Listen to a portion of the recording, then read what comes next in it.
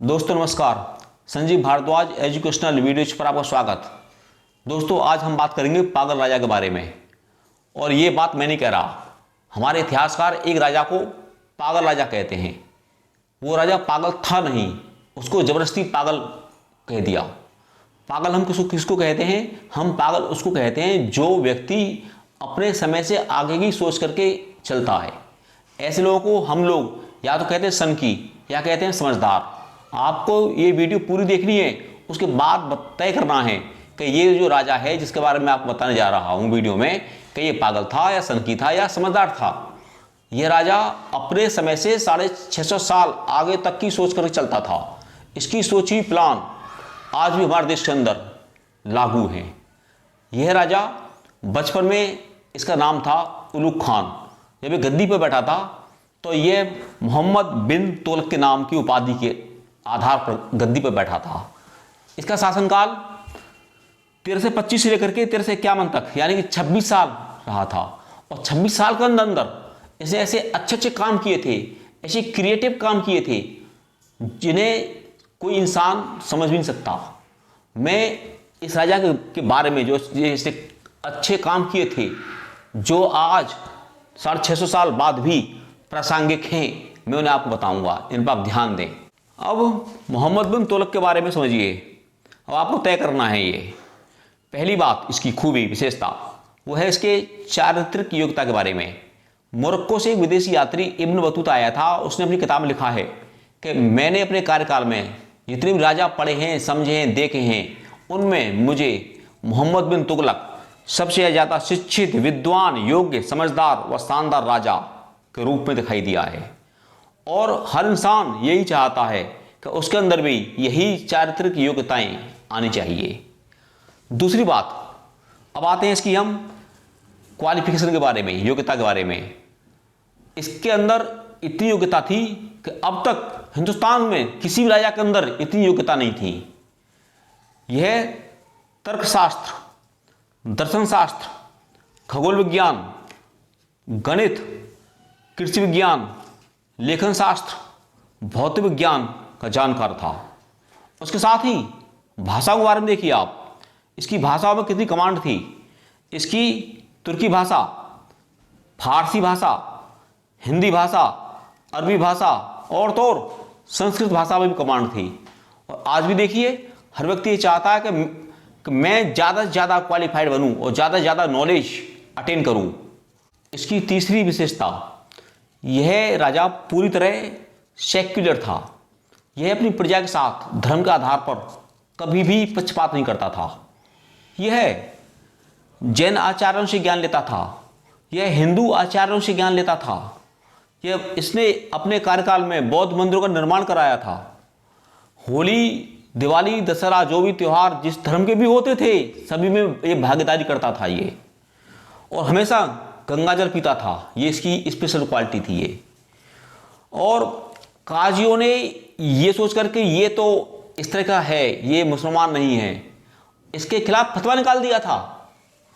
और जो इंसान सभी धर्मों का सम्मान करता है वही सच्चा राजा होता है।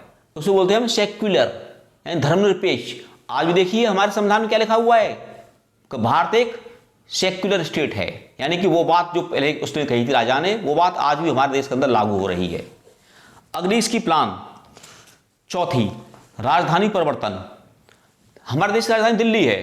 दिल्ली हमारी छोटी मोटी मिसाइल की रेंज में आती है और दिल्ली सेंटर में नहीं है।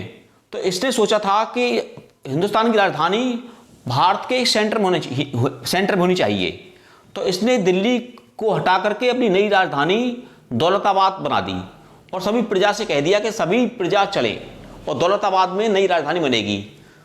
700 मील की दूरी 40 दिन में तय की। वहाँ पहुँचे, दिल्ली में बच्चे कुछ 2-4 लोग रह गए थे, कुछ लोग रह गए थे बस। पर वहाँ जाने के बाद इसका मन नहीं लगा। वहाँ पर पानी की बेहद कमी थी और वहाँ की जलवायु उसे शूट नहीं कर पाई। इसे फिर दोबारा दिल्ली की याद आई और फिर दोबारा दिल्ली लौट के आ गया। इसकी प्लान प्रैक्टिकल थी, क्योंकि आप सोचिए कि यूपी का जो हाई कोर्ट इलाहाबाद है, बागपत से का कोई व्यक्ति केस लड़ने के लिए इलाहाबाद जाएगा? तो इसलिए जो मेन ऑफिस होती है वो हमेशा स्टेट के या देश के सेंटर में होनी चाहिए। तो इसकी जो राजधानी परिवर्तन की योजना थी वो बिल्कुल सूटेबल थी, वो ठीक थी। राजधानी देश के सेंटर में होनी चाहिए, जिससे पूरा पश्चिम उत्तर दक्षिण सब तरफ अच्छी तरह कमांड हो। इसकी जो अगली योजना थी वो बहुत इंपॉर्टेंट है। इसने अपने शासनकाल में सांकेतिक मुद्रा का चलन किया। 1330 में इसने कहा, उस जमाने में चांदी के सिक्के चलते थे, इसने कहा चांदी का बिना बात के वेस्टेज हो, इसने उसकी जगह पर तांबे के सिक्के चला दिए और कह दिया कि तांबे के सिक्के का मूल्य भी वही समझा जाए जो चांदी के सिक्के का मूल्य है। आज आप देखिए वही स्थिति है। आज भी तो हमारे देश के अंदर 650 साल बाद भी सांकेतिक मुद्रा ही तो चल रही है। कागज के टुकड़े पर लिख दिया 2000 नोट, वैल्यू वही रहेगी उसकी। कागज के टुकड़े पर लिख दिया 50 रुपये का नोट, तो सांकेतिक मुद्रा ही तो है वो। तो ये प्लान पहली सोची थी इसने, पर गड़बड़ कहाँ हुई? गड़बड़ ये हुई कि लोग बागों ने उसके तांबे के सिक्के नकली छापने घरों में शुरू कर दिए। इससे राजकोष में घाटा हो गया।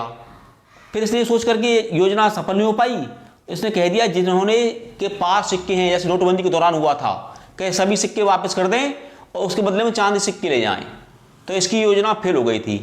पर वो सांकेतिक मुद्रा का चलन जो इसने शुरू किया था वो हिंदुस्तान में आज भी, हिंदुस्तान में नहीं बल्कि पूरे वर्ल्ड में आज भी सांकेतिक मुद्रा चल रही है, जो इसने 650 साल पहले चलाई थी। अगली योजना, दोआब वाला जो इलाका है उसमें इसने टैक्स की वृद्धि कर दी थी। दोआब एक्चुअली गंगा और यमुना के क्षेत्र में एक एरिया है जहां अच्छी मात्रा में खेती होती है, अच्छी फसल होती है, वहाँ किसान धनी थे और पैसे की वजह से वो लोग आए दिन राजा के खिलाफ विद्रोह करते थे। वही कोई भी राजा हो, कोई सत्ता हो, कोई प्राइम मिनिस्टर हो, क्या कोई ये बर्दाश्त करेगा कि उसकी जनता विद्रोह करे, बगावत करे? अभी हमारे देश के अंदर देखिए, हमारे सरकार ने जम्मू कश्मीर में आतंकवाद की वजह से उसको हटा दिया।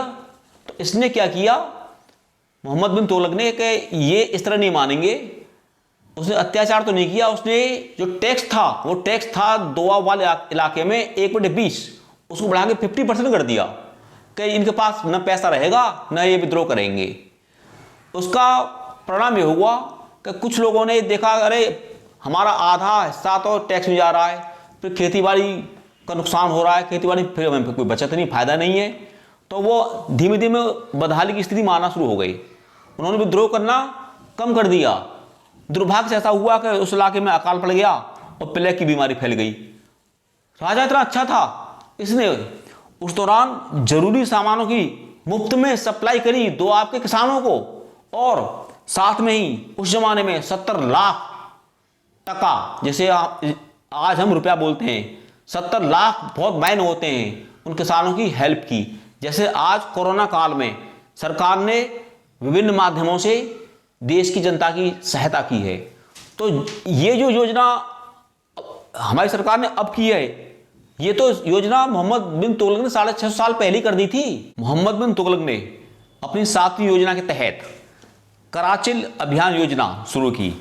इसने चीन को अपने शासन में लाना चाहा था और इस उद्देश्य के लिए इसने 10,000 सेना इकट्ठी की और उसको चीन पर हमला करने के लिए भेज दिया।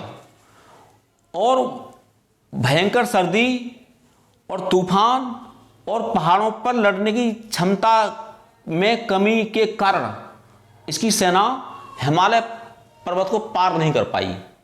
इतिहासकार ये बताते हैं कि 10,000 की सेना में से वापस जो लौट के आए थे, 3 से लेकर 10 सैनिक तक वापस लौट के आए थे। बाकी सैनिकों की मौत इन वजहों से जो मैंने बताई थी वहीं हो गई थी।